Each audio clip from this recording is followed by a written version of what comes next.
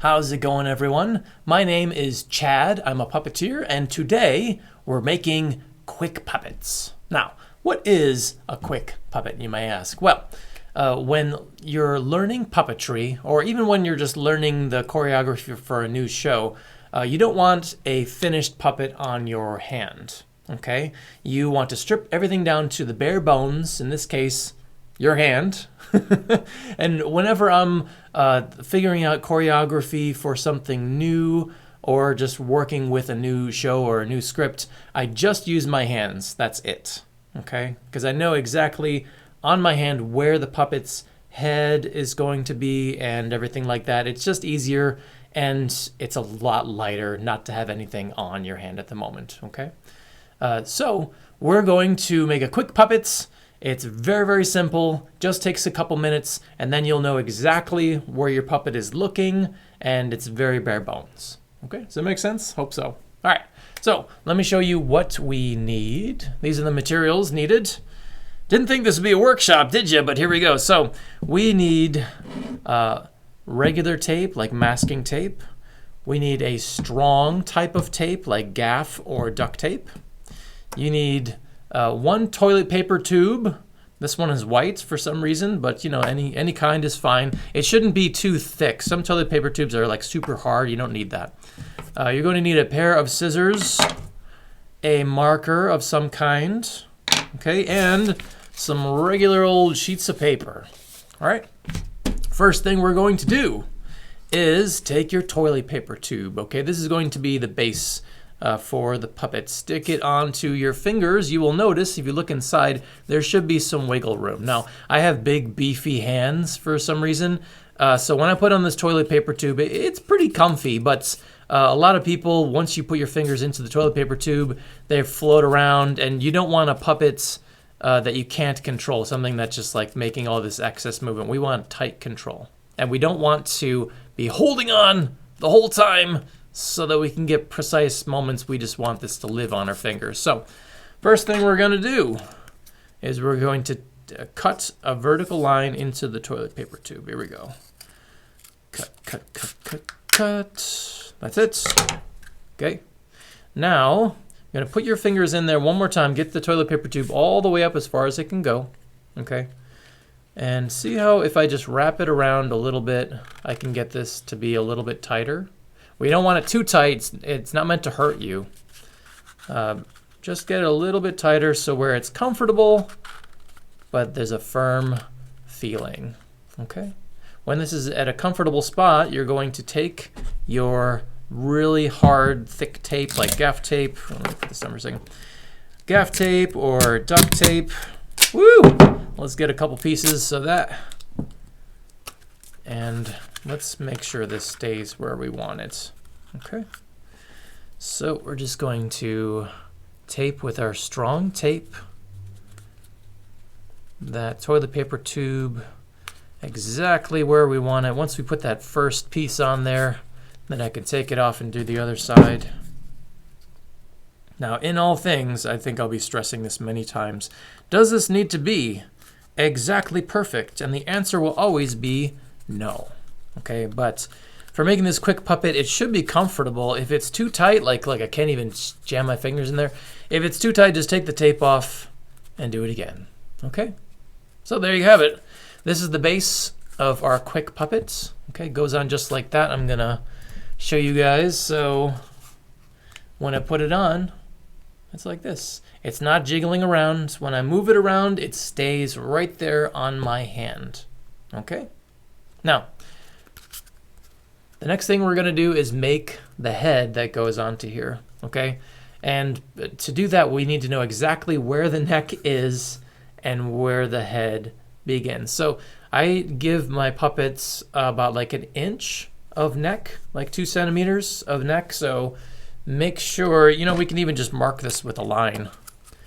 Just make like a little line where you know you want your head to begin.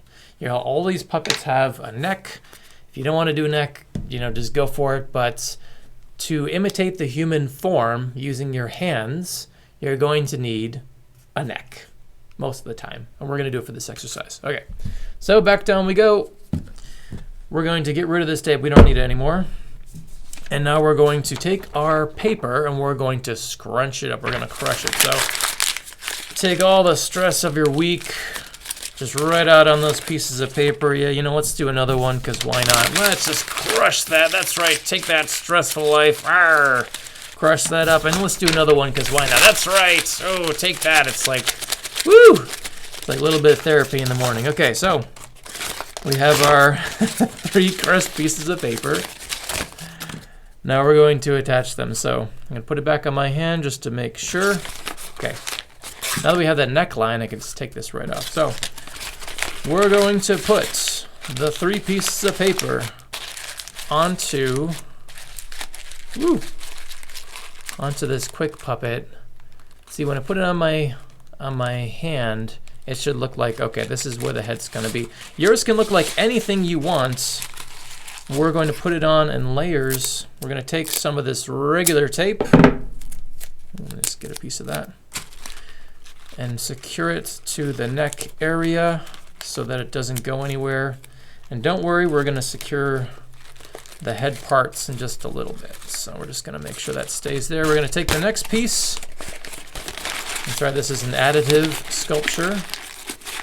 And we're just going to give it some more by smushing it on there. And then taping it once again to the neck. The idea is, if you look at the human figure, if you look at somebody, anybody, yourself, you will notice that your head is not flat, your head is 3-dimensional, and we want to represent that on this quick puppet. Like every puppet that you use will have kind of like a, not like a bulbous head, but you know, like a round shape. Just gonna make sure this stays on there, because guess what? This could fly off at any moment. Look at this. And this was unintentional. This is just kind of hanging out in the back, but we'll use it. We'll use it. Now our third and final piece. We're going to smush it on. And right now I have to decide where the face is going to be. I'm going to use this part for the face because it's nice and flat. You'll see why that's important in a second.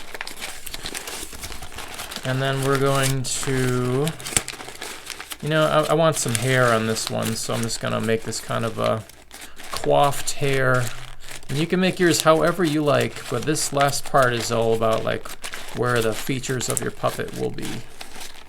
Okay, once you kind of have that figured out, we're going to tape it on one last time. Look at that. All right, taping this on to the neck. If there was a fun song, like Snow White always sings like a happy working song, I'd be singing that right now. Taping it on the neck, taping it on the neck. Do do do do do do do, taping it on the neck. There we go. All right, and you can spend more time with this. We're just banging this out for the sake of this exercise. Okay, so every puppet needs to have 2 eyeballs because it's extremely important for your technique to know where the puppet is looking at all times. So I decided this was going to be my puppet's face, so I'm going to put 2 eyeballs. That's all you need. You can do other features, but I would keep it as neutral as possible for your exercises. And you know what? This guy looks a little crooked, so I'm just going to zhuzh it a little bit. I'm going to take up some of this tape. Just kind of smush it around. That's the great thing about this paper, is you can work with it. You know, material is extremely important in figuring out how material moves for your puppet. So this one, we're just kind of mushing it into place. Okay.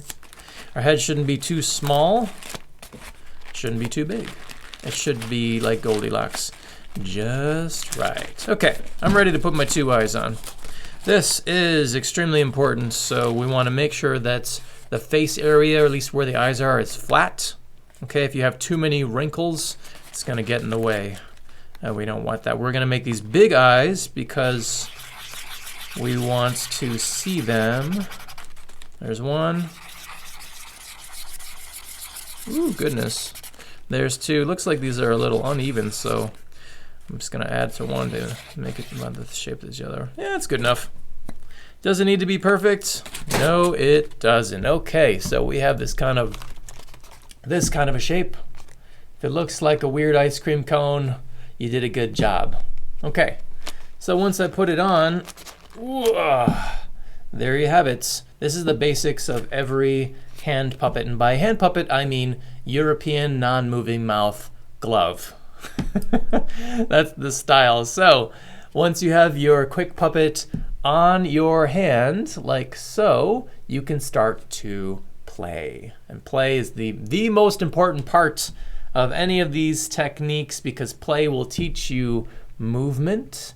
It'll help you to figure out who this character is, right? This kind of, I made mine with like this hair piece, so that definitely, maybe it's a unicorn. Maybe you could like, you know, like run around leaping and frolicking in the forests. Yay, a magical unicorn. Who knows? Or maybe it's like a rocker, with like a rockabilly haircut. You know, however your puppet kind of turned out, figure out like, who is this character? Who do I want them to be? And start with those two eyes looking around. Remember, if you're a good puppeteer, you'll be looking at your puppet while you're performing them. So I'm looking at my puppet, and I'm kind of figuring out, what can this puppet do, right? You can look down, ready?